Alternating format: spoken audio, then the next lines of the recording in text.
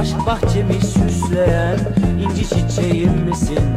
Aşk bahçemi süsleyen inci çiçeğim misin? Gecemi aydınlatan ateş böceğim misin? Gecemi aydınlatan ateş böceğim misin? Just landed in Istanbul, about to head up to Airbnb, check in, go straight to eat. I'm actually so glad to be in a place right now with a lot more greenery and where it's not so humid as Muscat. I loved Oman, but it was just too humid, way more humid than Houston. So we're about to check in, walk around. City looks crazy busy. Like, this city is just so packed and dense with shops, people, restaurants, too many options. I'm trying to find like a really traditional place to eat. So, let's see.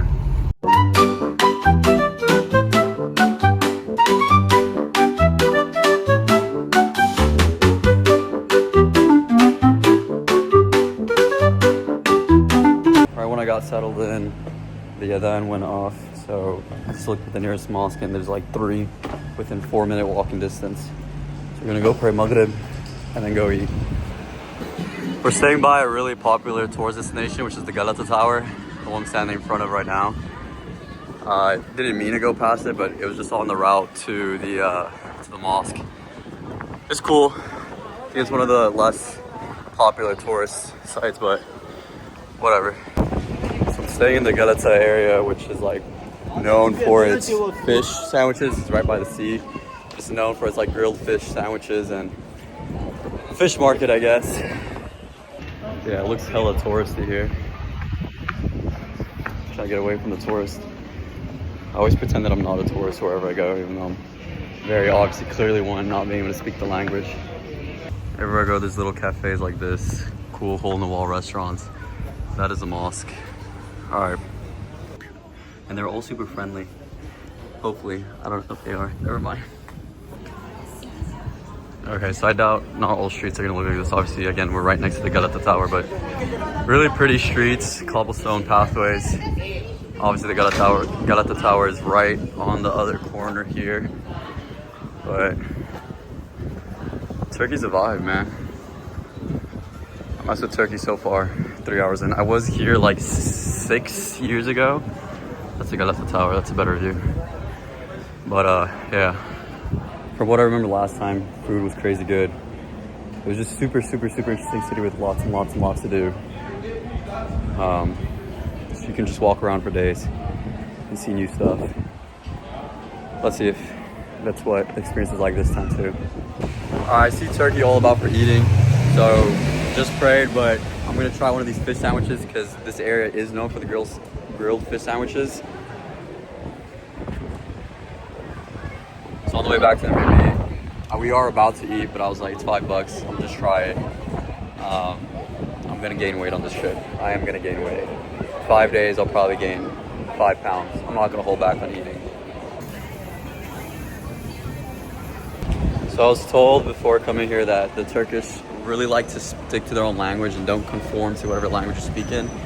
So I'm just like actively going through Google Translate, and the guy was teaching me how to say thank you. It was such a struggle for me.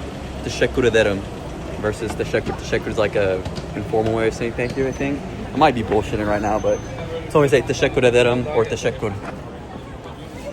Fish sandwich. Got some veggies and spices and fish.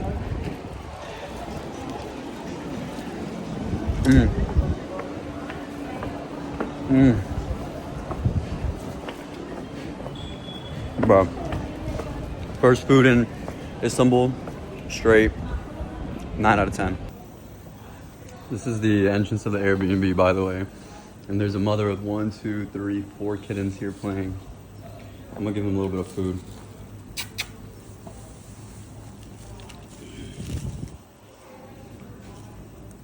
See if she eats a little bit. Let me break her off a piece. Okay, so they're scared. Fairly a bit scared. Maybe too many tourists have scared them away.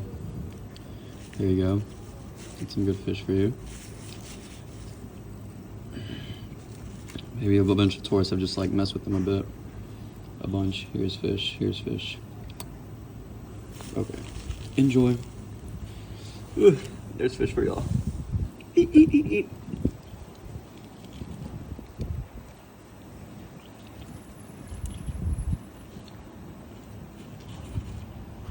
Cute. Okay, bye. So the first time I came here, the first time I went to a very traditional Turkish restaurant with like a bunch of the traditional foods, and it was a feast. So I'm trying to find, we're going to a place which I hope is similar in sense of, you know, just traditional Turkish food. So let's see how it is. We just passed like 6 fish restaurants, exactly like this, back to back. Obviously this area is known for their fish sandwiches. It's like the gelato in Croatia. Every few steps you go, run to some gelato store. Here every few steps, fish restaurant, fish sandwich restaurant. Look, there's another one. That's another one right there. The presentation, simple. So it's only like $5. It is packed with spices. Cut it open. Look at that, that's crazy.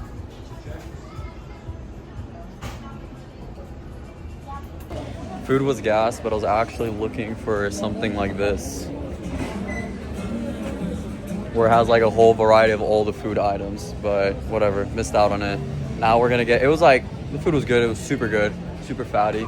So now we're gonna go get some cheesecake covered in that chocolate sauce. One of the most gas things around is this corn, just straight up grilled corn, and just put some salt in it. So gas. This is the Sebastian chocolate cheesecake, more viral than the Dubai chocolate. Stepping out, step out the Airbnb, and these family of cats are just staying right there. Oh my god, looks like they ate a bird the other night. Oh no, woke him up. They're just sleeping outside the door. Where's the mom? Probably hunting. So I'm trying to go find some plain white shoes like the ones I had before starting the day, because I'm tired of wearing these fake black Sambas. So we're gonna buy some shoes, and then we're gonna head to the Sultan Ahmet area, where we're gonna see the Blue Mosque, the Hagia Sophia.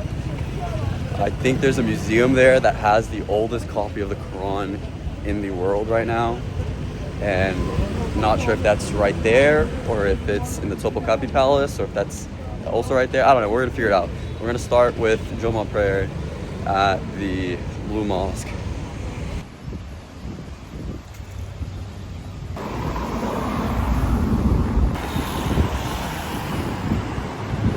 So I stumbled across this outdoor mall. Like, I was trying to find a shoe store, and it took me to this like city center plaza like thing. It's really nice. Dude, you see the water out there? Let's walk over to that. But I had to like go to security and everything. It was nice. They have like this upscale ice cream place, Pandora, Swarovski, some luxury Japanese brands. Sophia. We might come eat here. It's a nice restaurant with the water over there. That's real nice. Oh, it would hit to have a boat right now, wouldn't it? Imagine being on that yacht right now. Dude, what a view.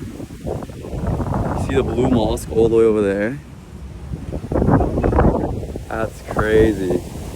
I wouldn't have found this if I just hadn't chosen to walk around. Super important to just walk around whatever city you are in. Dude, there's a bunch of mosques that look very similar to the Blue Mosque. I mean, just from here. That one doesn't really look like the Blue Mosque, but maybe that one there. Like, they all like have a similar architecture. Obviously they're mosques, but more similar than typically. Beautiful.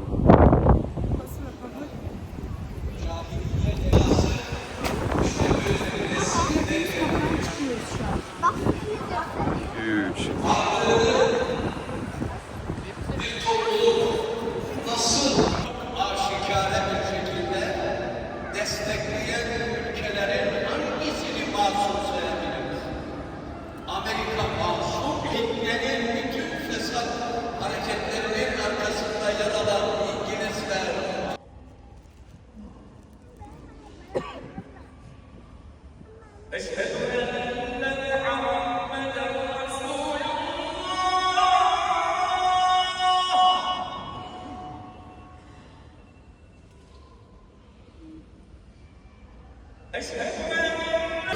It was immensely packed.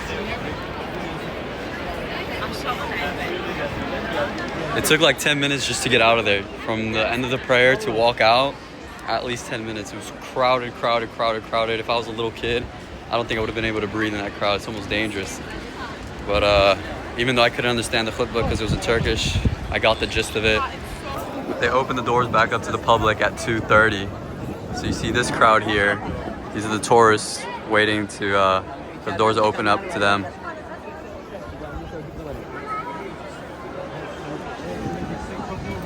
Madness. So immediately next to the Blue Mosque is the Hagia Sophia, which it's literally just like across the plaza.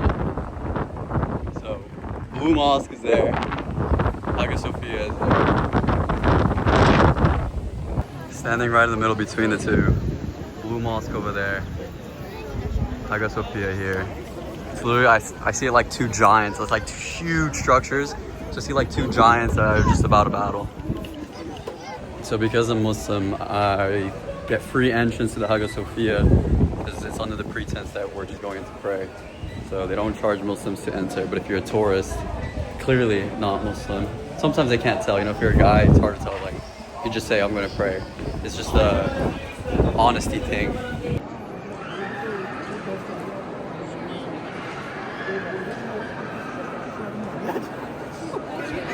So this originally used to be a church, and after the Ottomans took over, it became a masjid. Those four large names, these names in the corner are of the caliphs. Obviously at the front is the Prophet, peace be upon his name, and God's name, Allah. And I think you see, obviously these are remnants of the art of when it was a church. They preserve it for the history and respect. And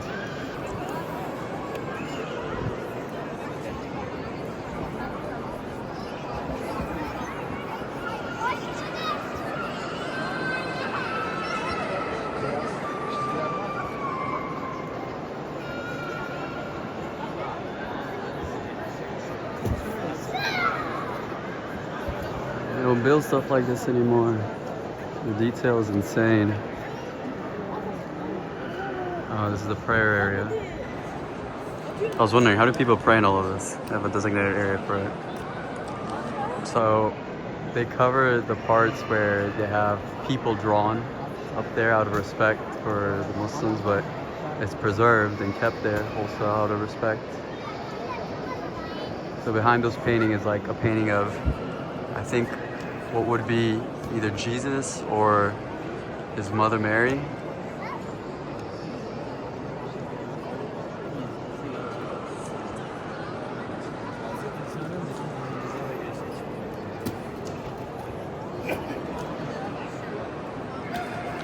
I can't decide whether I should do 0.5 or just normal. But yeah, it's crazy to think that people, humans, hundreds and hundreds and hundreds of years ago were capable of constructing such a thing. Such detail, such size, such impressiveness, such power in its own sense, because it's so immense and also meaningful. Alright, so we knocked two down, saw the Blue Mosque, the Hagia Sophia. Now we're going to see the Topkapi Palace and the museum, which has the oldest copy of the Quran in the world. It's very pretty. I really want to read all the history. I want to see the museum and see all the artifacts right now. This is like a little paradise. The weather's perfect right now. This breeze. See that breeze? It's so green, sky's so blue. Pretty courtyard. So this is a balcony at the Topkapi Palace. Imagine one man having this view just for himself.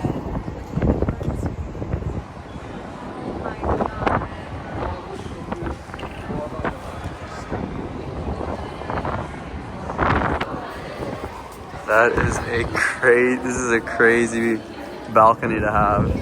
At one point in time, the Sultan had this all for himself. This whole view.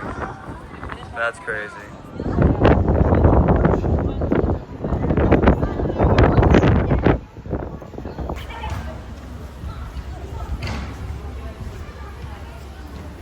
Truly a palace. I'm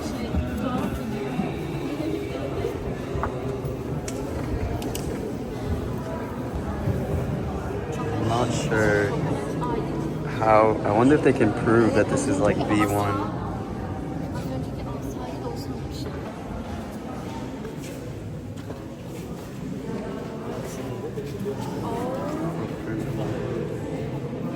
That's pretty crazy. That's pretty crazy. It's just sitting here in Istanbul. That's crazy.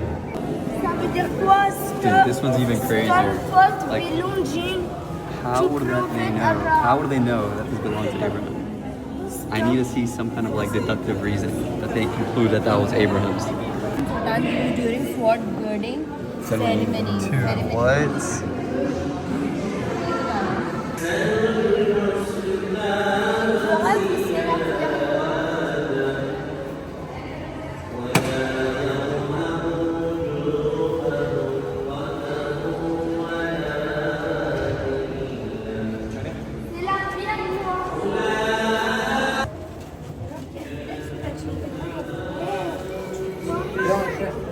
There are some crazy niche things here. There's too much glare.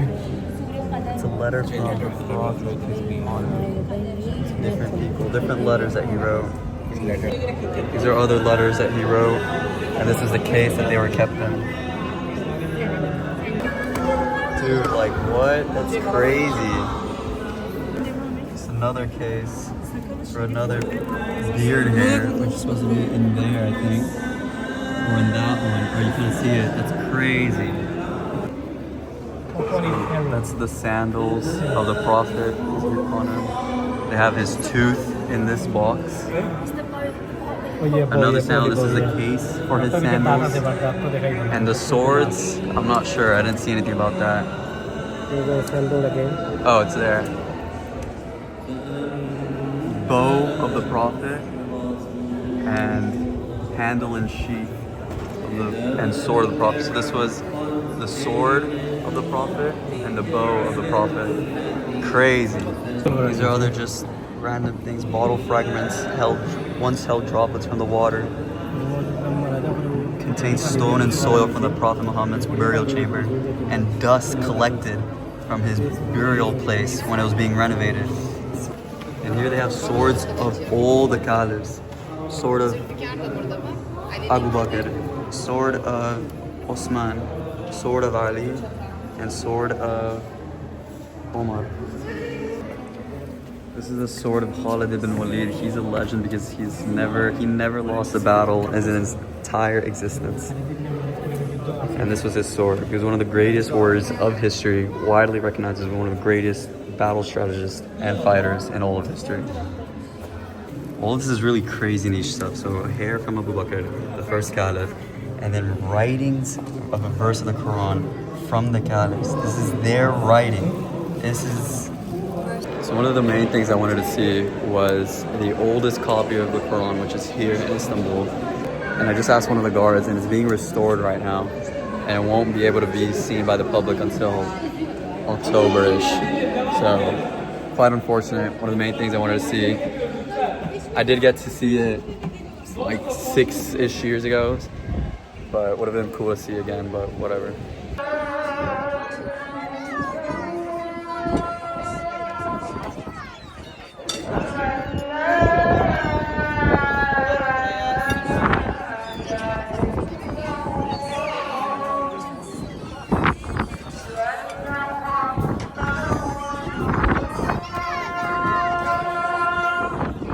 Alright, we got great eats with an even greater view.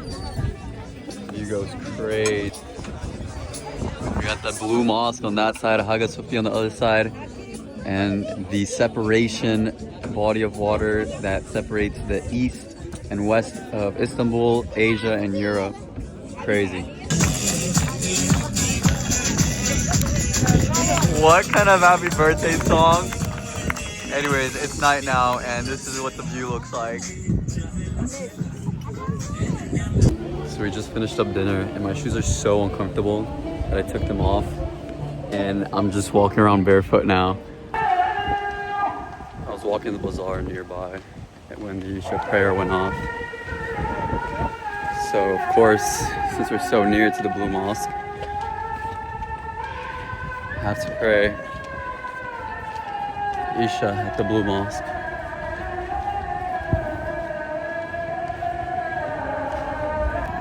I'm gonna make some wudu first. Post Isha prayer, it's a lot more calm and empty than it was for Juma. Much more easy to enjoy. We were walking home and passed by this place because we saw they had kanafa on the TV and they have a bunch of decorative baklava. So I just got a bag full of it with some kanafa and we're gonna go try it at home.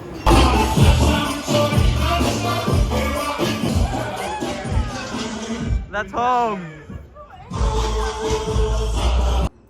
Are you kidding me? Then we got the kanafa. Are you kidding me? Look at that. Look at that lineup.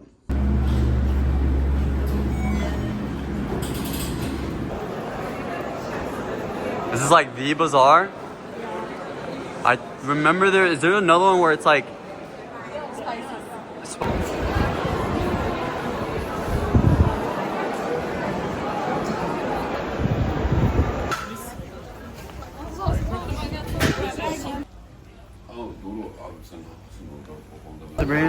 Alright, so we bought my mom this it's so cute. So this is a spice bazaar.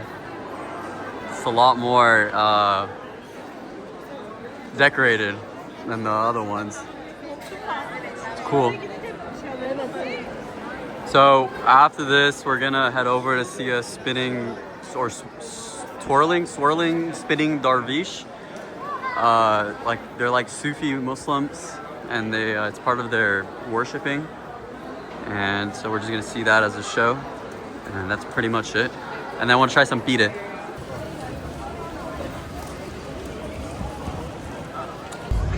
So post spinning darwish, came back to the spot at night to eat some din din, and the views are still pretty. Oh my god! By the way, there's this huge mega cruise. It's huge, dude. That's gotta be at least like 14 stories of like an actual building. So you can see all the people hanging out. Crazy. You probably got everything. It has a water park. So you got all these higher end restaurants. You literally have Salt Bay right there. Definitely an upscale eating area. Again, huge. Look at that. That thing is enormous. People will really be living on that for months. It's actually insane to me how that just floats. Like, how does that flow? Crazy. Where's the Blue Mosque? Somewhere, that's right there. There it is. And like, what are these things? Like, these are like 20 of me. They're enormous. What? It is the last full day in Istanbul. Headed towards the Princess Island, and after that we're driving over to Bursa. Pretty simple concept for today. People actually live on that island.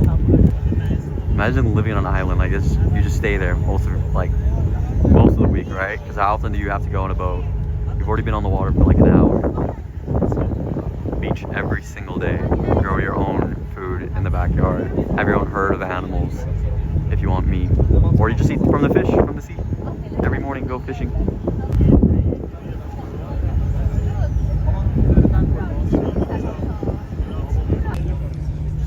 That's all I need in life right there. House on a hill on an island. Beach all day, fish all day.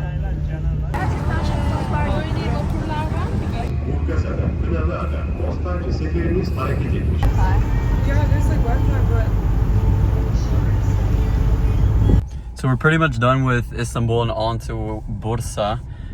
I just picked up a rental, first time driving in Istanbul. Not gonna lie, the talk of how crazy they drive in Istanbul does have me a bit freaked out, but you know, it's going well so far, so we're gonna see what is up. Dude, this got me nerve-wracked. Inshallah, say Bismillah, everything will be okay. But the people here, especially the motorcyclists, they are crazy. But, I mean, as long as you're aware of your senses, you do what you can, then you're all good, you know? I can only do what I can control. All right.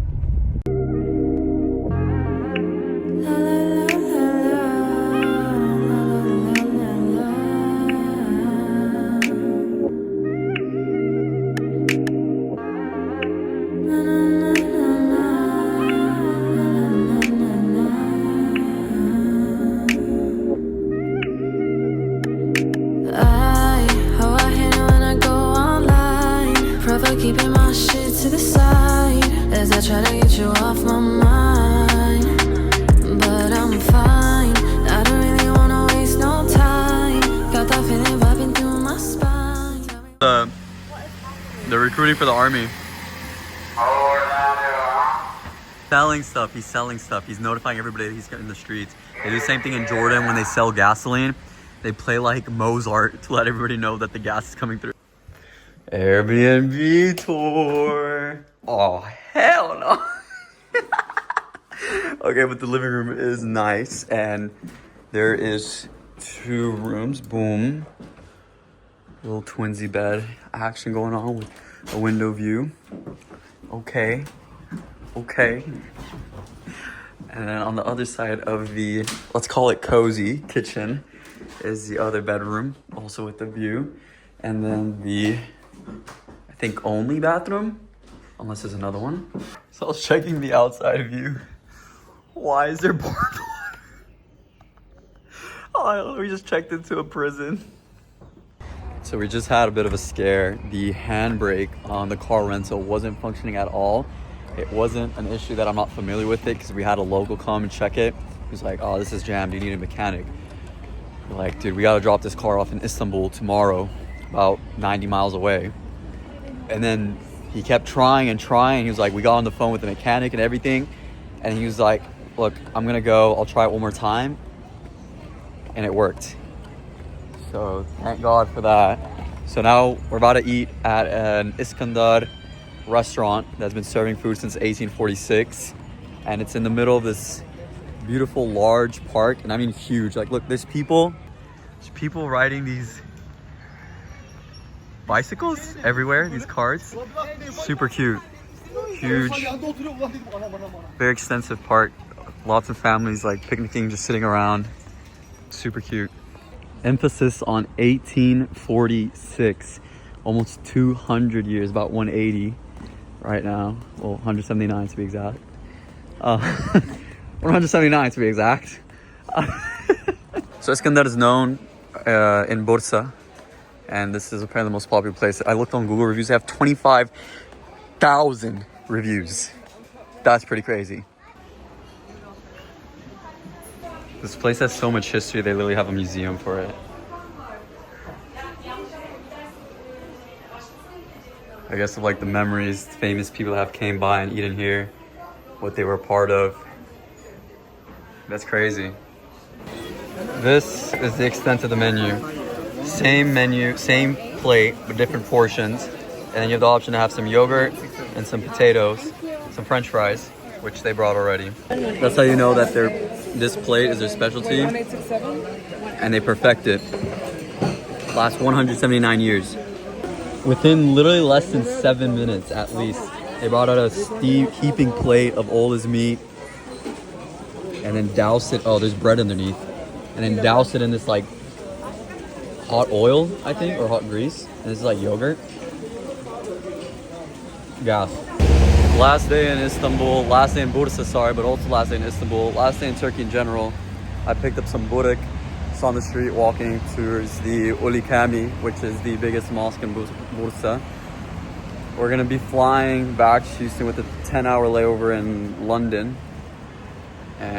But I'm gonna try out this burek, which is like a pastry with meat or cheese or spinach. I got pastry with meat and pastry with cheese. It was gas in the States. Clearly it's very greasy, but probably just means that it'll taste super good.